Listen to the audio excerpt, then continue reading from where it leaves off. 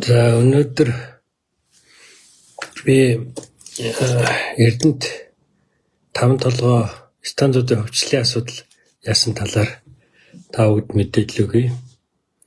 За олон хүн чатаар бас надаас энэ асуудал юу болсон бэ гэж асуугаад байгаа учраас би тодорхой мэдээлэл өгөхийг хүссэн юм байна. За төрийн өмч аж ахуйн нэгжүүдийн хөгжлөх асуудал засгийн газраас их хурлд өргөн баригдсаныг та бүхэн мэдж байгаа. Тэрэн дотор улс орны амин чухал стратегийн салбарууд болох эрчим хүч 5 толгой Эрдэнэт гэсэн энэ том аж ахуйн нэгжүүдийг хөгжлөх саналыг оруулсан байна. Тэрэн дотор мяач явж байгаа. Манай иргэний агарын ганц тээвэр шүү дээ. Далаад гарцгүй улсын хувьд бол бас чухал асуудал. Тэгээ энэ үлдсэн байгаа улс орноо авч явж байгаа том аж ахуйн нэгжүүдэд шашин харуулах, хөгжлөх, баг-багаар хумслах гэсэн ийм санаатаагаар бол хөгжлийн асуудлыг оруулж ирснийг та бүхэн мэдж байгаа. Яг шуулганаар хилцэгдээд уг асуудал хаврын шуулганд хилцэгдэхээр хойшлогдсон байна.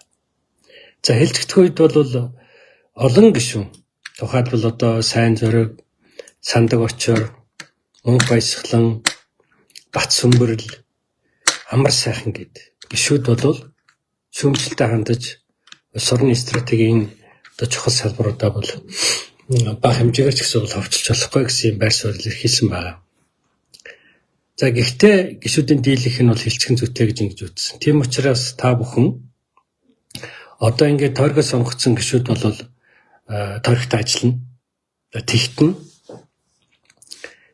энэ одоо та бүгдийн амин чухал амь зуулга болсон 5 толгой Эрдэнэтийнхаа станцуудынхаа хөгжлийн асуудлыг сайн тайлбарлаж яриа.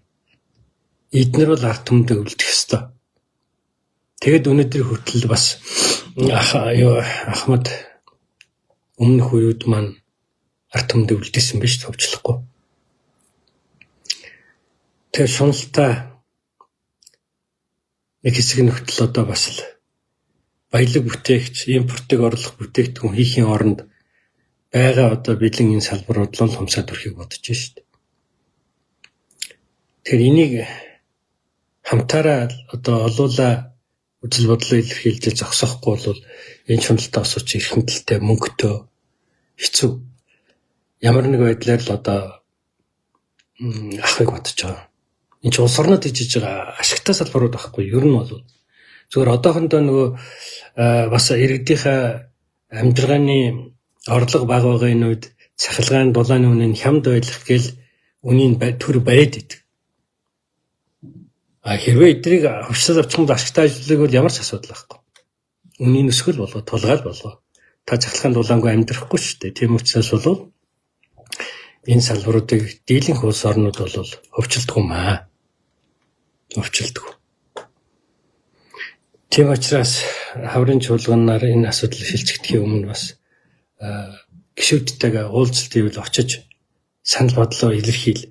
Манай монголчууд нэг том дутагдлаа. Ерөөсөө ингээд нийтээрээ ийм асуудлынхаа төлөө дуурч чаддаг. Үзэл бодлоо илэрхийлж чаддаг. Ганц нэг нь л илэрхийлж явах хэрэгтэй юм шиг. Ингэж боддог. Үгүй тийм биш. Нийтээрээ илэрхийлэх хэрэгтэй. Хурл уулзалтууд нь оч, гишүүдтэй хэл, сошиалаар харьц, пост оруул, мессеж бич.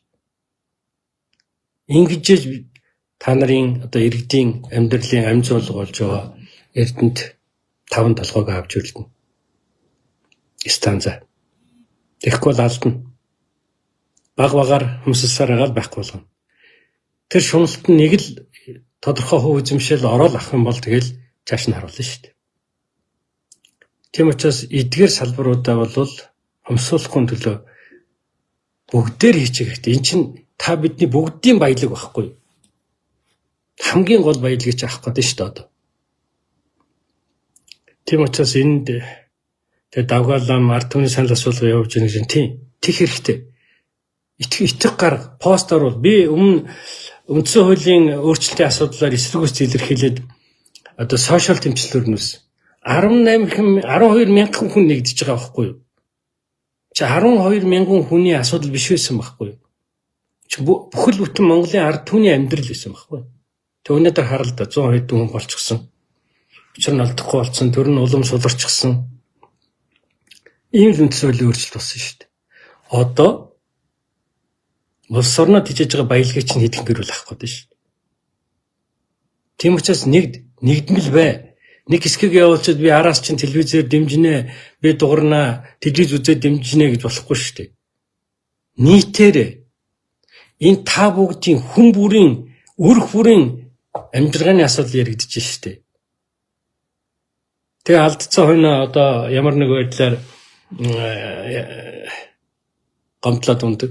Тэгж болохгүй шүү дээ. Тийм учраас бол одоо алдаагүй дээрээ сайн асуудлаа ярьж авах хэрэгтэй. Тийм учраас би та нарыг гишүүдтэйгээ уулз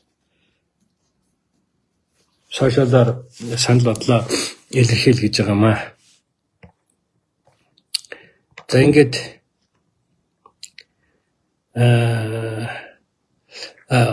улсын хурлд өмч хувьчлах эрх нь байдаг байхгүй. Тэгээд оруулж ирж байгаа.